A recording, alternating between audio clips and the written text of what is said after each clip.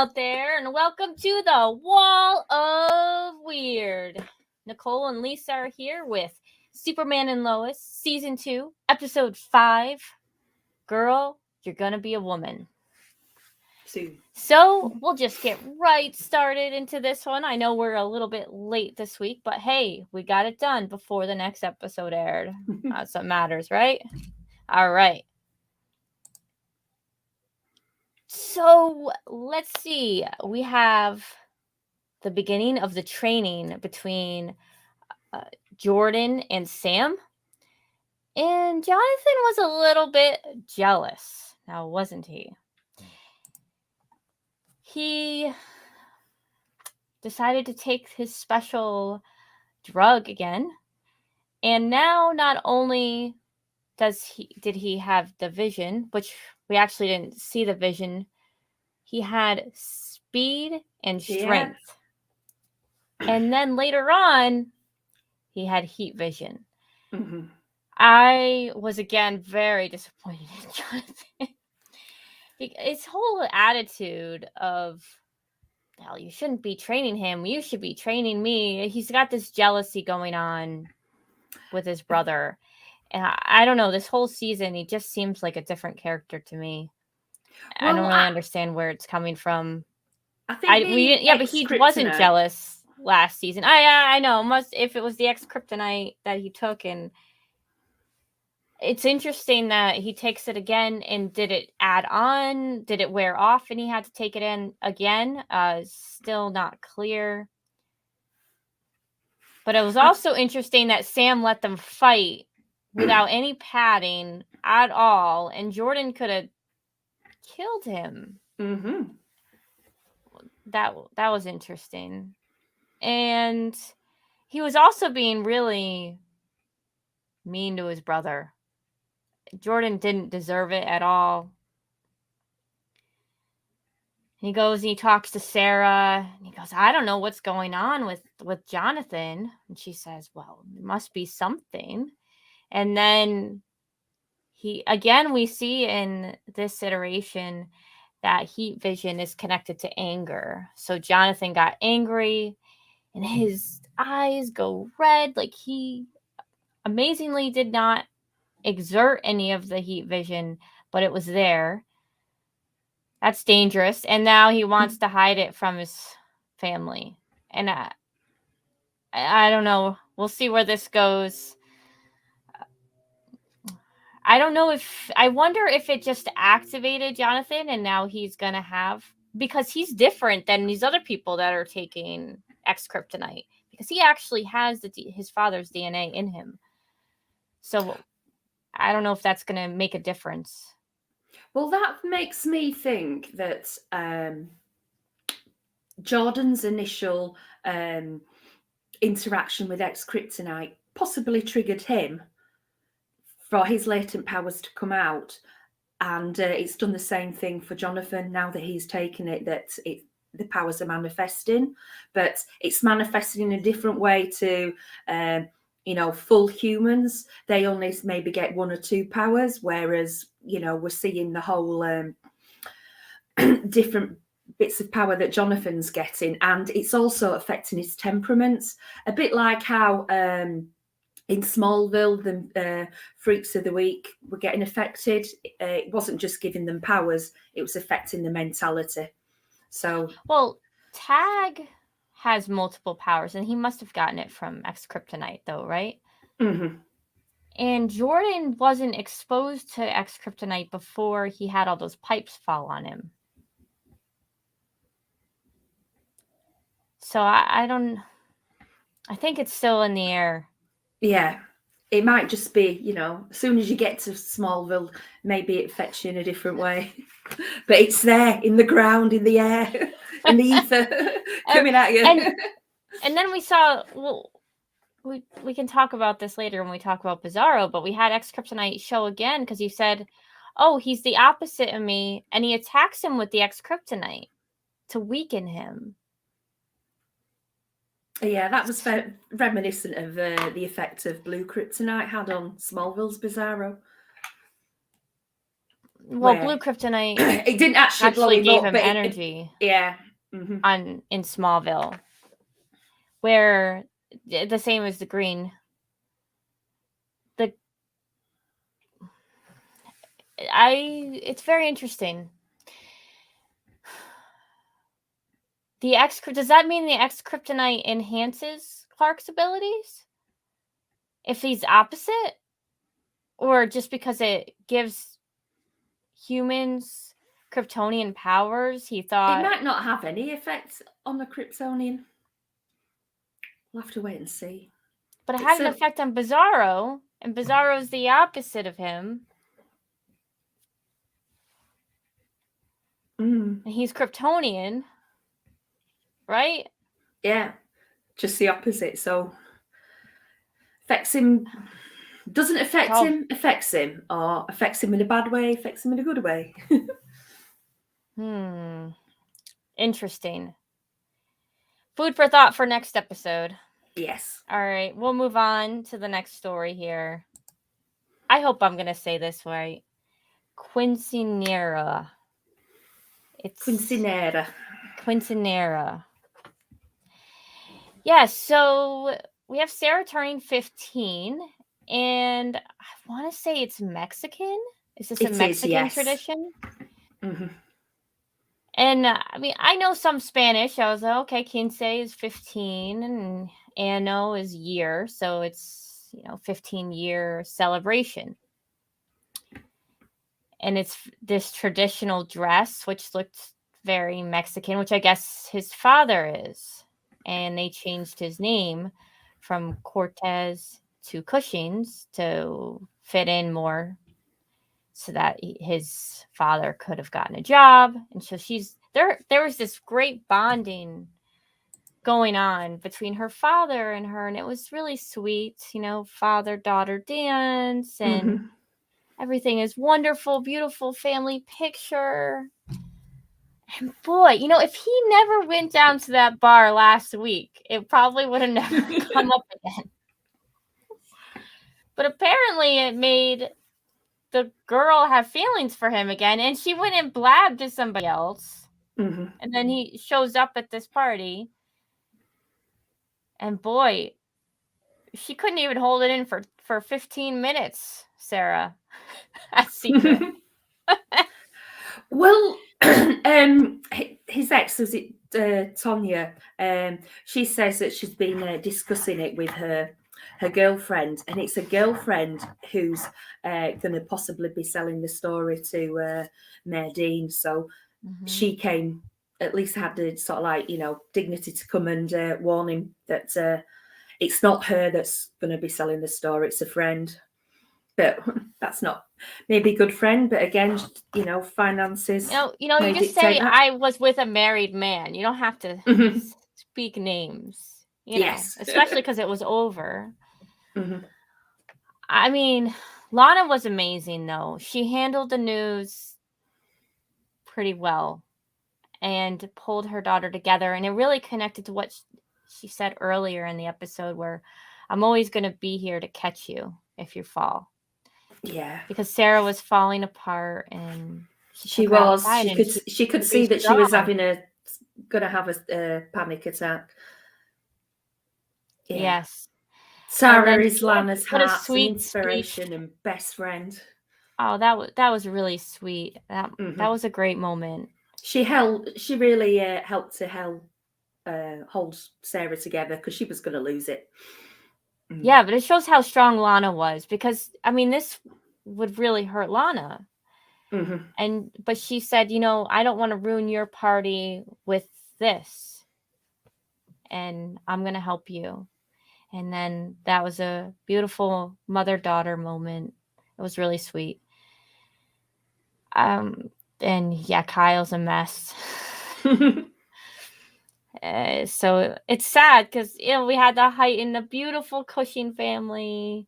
Cortez is finally together after the and mess, he did really want to sort of like do something special for his daughter. He did, and he was really trying to be a great husband too this whole season. You can see that they were going through marital problems last season, coupled with his drinking. Plus the people who were at the party, it was the whole, extended family as well. So it wasn't about putting on a show. It was about, celebrating and making sure that Sarah doesn't go off the deep end like she's done before. Yes. Well, it was also about her celebrating becoming a woman, right? Because she's growing. She knows adult things now. She does adult things now.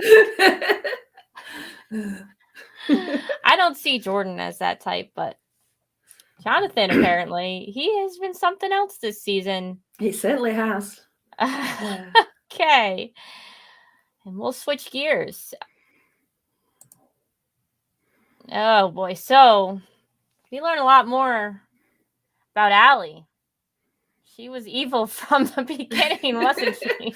Yeah, she ditched her uncle straight away to go after the pendant. Yes, she did. And so Bizarro had the pendant too, and she has a pendant. So they both have a pendant, which I thought was interesting. It's the same pendant, isn't it, though? I thought, is it the same pendant? I thought it might have been. They look very similar. If they're not the same, they both seem to have this energy to them. And what's her name again? That girl, that newspaper. Chrissy, yes. Yeah, she crossed over. She killed her. She was dead for 7 minutes. Like 4 minutes, you have no more brain activity. She was out for 7 minutes. Without consent, by the way. Matty. I mean, she had no consent over that. Just saying. And she went over. We didn't get to see the other side, though, which was disappointing. They left it all very mysterious. And then we find out that Allie's everywhere. She owns this mirror. It sounds almost like a mirror dimension. Yeah, almost, which is interesting because they did the Mirrorverse in Flash. So now we have another Mirrorverse in a way. Yeah, and we have the Mirrorverse as well in Smallville. Yes, but Smallville isn't a continuation with Smallville, where Flash is supposed to be the same universe as the show. So I thought that was interesting. So Allie's everywhere. He may have taken over the world. Apparently, and Bizarro doesn't like her. First he killed the woman that she was associating with. Lois finds her. And then he has to save the villain. He saves Allie from Bizarro. Yeah, that's interesting. And that'll bring us to the fight between Bizarro and Superman. Which, at least for once, he actually was a good fight. They were more evenly matched. Yeah. He wasn't so much in his head. All of a sudden, now he's beating him down. It was interesting that the freeze breath for Bizarro is fire breath or heat breath. And the heat vision is Arctic vision. Which they didn't do that in Smallville. Probably both got the same powers. He just chose to use the fire, and then Clark, our Superman, counteracted the fire with the ice. Because then later he does freeze him against the wall. So, but he does that with his eyes. See, like, look at this image right here. Oh, see, yeah, Bizarro, it's more like a dragon, blue. Isn't he? Yeah. It's fire versus the Arctic. Like, and then if when he did the heat vision, Bizarro, it was Arctic. If that's what froze him, was his eyes, not his breath. Yeah. So that was opposite, which is what clued Superman in to see that he was opposite of him. But it's only those two powers that were opposite, right? Because he still has He's not super slow. He's just super fast. He still has the super speed the same, the super strength the same, the invulnerability. At this point when they're fighting, though, Bizarro doesn't have the pendant because it's in the hands of General Anderson. So so maybe he has less power. He's not quite connected with Clark's mind, because in the previous episodes, Clark was going like this. He didn't have that because he. Well, the general also said that, or is he sergeant? Said that when he saw the extra power when they were near the pendant, so maybe that was part of the reason why he was so much stronger than him. Because the pendant was giving him extra power. Yeah. And the sergeant specifically said, "Well, if you want to regain my trust, he's a 4-star general." Yeah. Or general, he said, if you want to regain my trust, bring Bizarro back to me. What does he do? He doesn't bring it back to him. No. Oh, Clark. I mean, I know why he brought him there, but he's got to do a little bit better than that. Yeah. Yeah, he overpowers him, takes him to the fortress, leaves him with his mum, and then go, I've got a party to go to.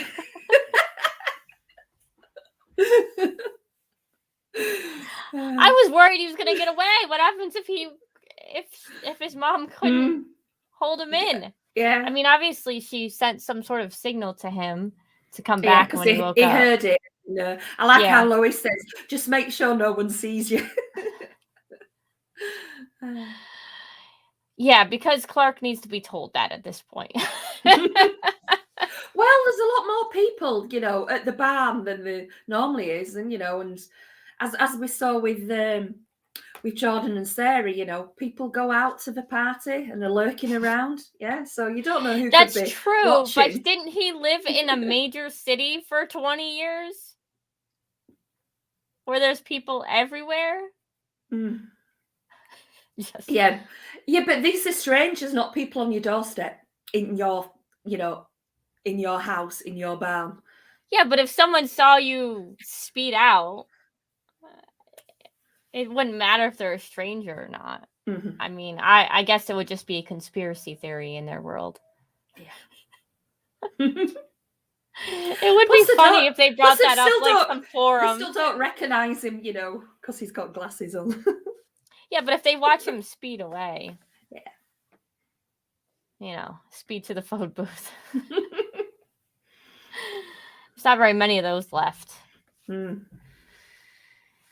Yeah,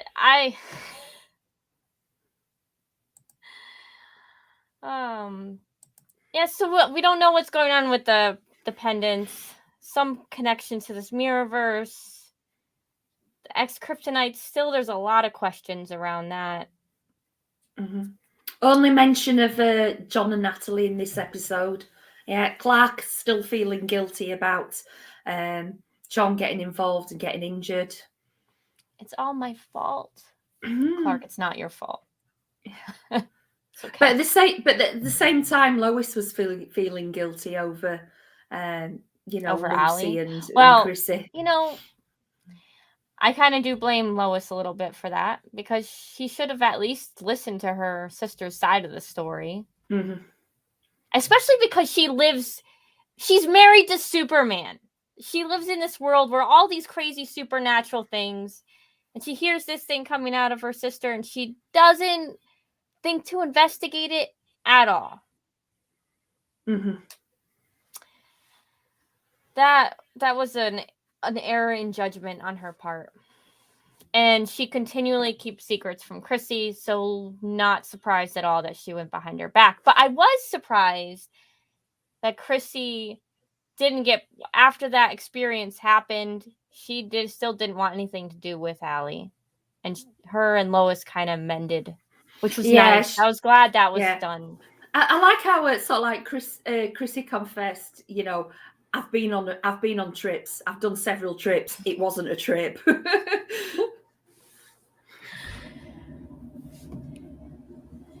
Yeah. I think that about wraps it up for me. Any further comments, Lisa? Just right at the end, where Bizarro tells Superman that he's got to kill Ali. Ali will destroy your world, your friends, your family. You will lose it all unless you kill her first. So he's obviously done something to Bizarro in his world, and she's started a war. And Yeah, people are because he frightened. wasn't killing random people. Well, he killed the people that were going after him. Mm-hmm. Yeah, that was it. He killed Dr. Faulkner. That was brutal, the way he snapped her head. Yeah, round. but he did that because she was connected to Ali. Mm-hmm. Maybe her other self in the other world's done something bad as well. So, I mean, I'm just saying his killings at least are in line with his mission. He's not just randomly killing people. Mm-hmm. Yeah. Just for the fun of it. You know, he's not as bad as Clark Luthor was in Smallville. Doesn't feel or right even unless Bizarro you kill someone before breakfast. I mean, Bizarro in Smallville was brutal. Mm-hmm. He didn't mind killing random people, that's for sure. That was because he was unloved and brought up in a lab and shown no love. Whereas Bizarro is just kind of like the mirror opposite of Superman in this world, potentially. It's definitely a different iteration of Bizarro. Mm-hmm. So it'll be interesting to see where it goes. I'm glad that we can hear what he's saying now. And that they subtitled one earlier, so that it's not just okay. I can get connected to this character a little bit now. Mm-hmm. So moving forward, where do you think the Superboy story is going to go with Jordan and Jonathan? Because, you know, the way that Jonathan's acting at the moment it's not where I'd like him to be. I don't know. I just hope it's a side effect of, I don't know what's going to happen when he stops taking the X-Kryptonite. I guess that's the first question. Is he going to lose his powers? Is he going to get back to who he was? Or is he going to learn to adjust and still is he going to have powers? Clearly, Jonathan is more athletic than Jordan. So if you were just talking about it from a standpoint of which one would be more powerful with the powers, it would definitely be Jonathan. Mm-hmm. But Jonathan is not anything like he was last season. Yeah. I think Candice has a bad effect on him. It feels like a new character. I don't like that either. Because I feel like this whole season he's been off since even before he had the X-Kryptonite. Well, they do have different writers for each, episode. So it's maybe the writer's just doing it a different way. But it still seems off to me that he's taking that route. And he's been kind of like a jock. Yeah, he's been the character that I thought he was going to be before I started watching the show. Mm-hmm.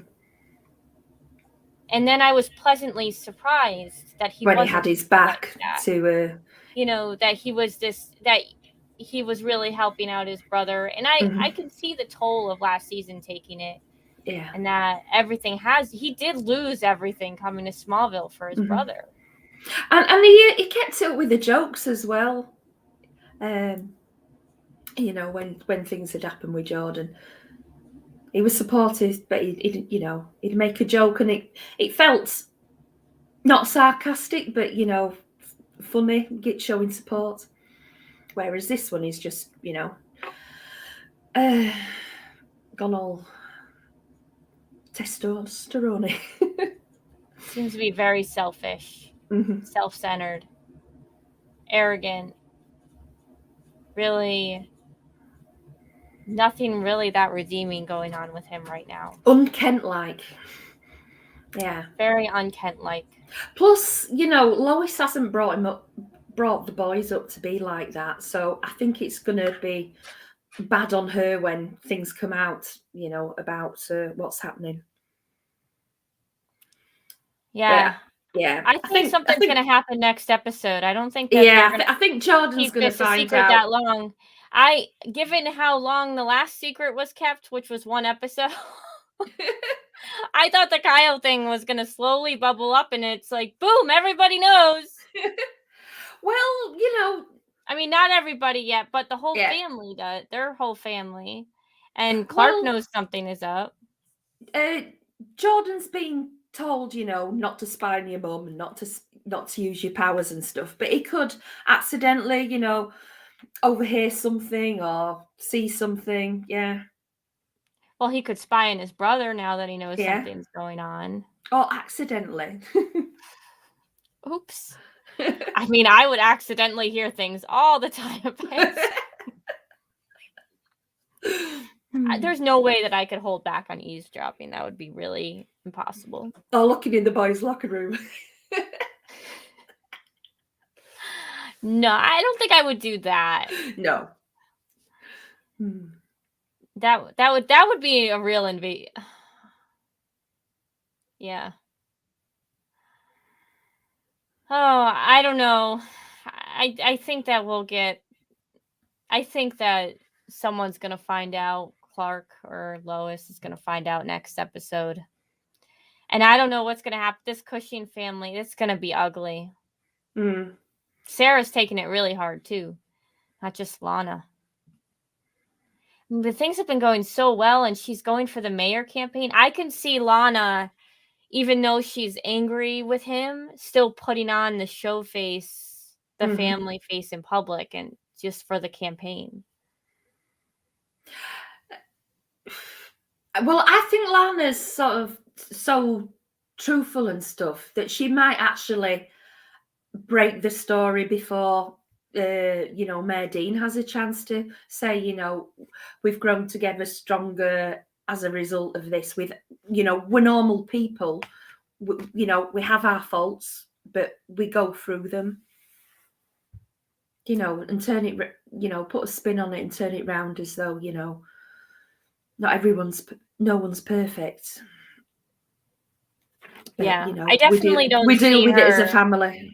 I don't see her kicking Kyle out or anything like that over this. It's just not her character. Even last season, she just bottles these things up and does what's best for other people, not necessarily for herself. And especially because Kyle's been turning around and being a good husband and father. Although after this, he's got so much guilt. I worry about Kyle going off the deep end. Yeah, and I hope he don't, you know, start hanging around the bar again. Yeah. Yeah. So that'll be interesting. And then I'm sure we'll hear more about John. He's going to recover. All right. You ready for ratings? Okay. I'm going to go with 3.5. That is exactly what I was thinking as well. Yeah. Good. Not great. It was good, but I don't like, you know, it's maybe the storyline, you know, with Jordan and Jonathan, but, you know, how they play out, we'll wait and see. Yeah. Yep. All right. Well, until next week, please hit the like and subscribe button so you get notifications when we go live. And we've got a new episode tonight. Enjoy. Enjoy.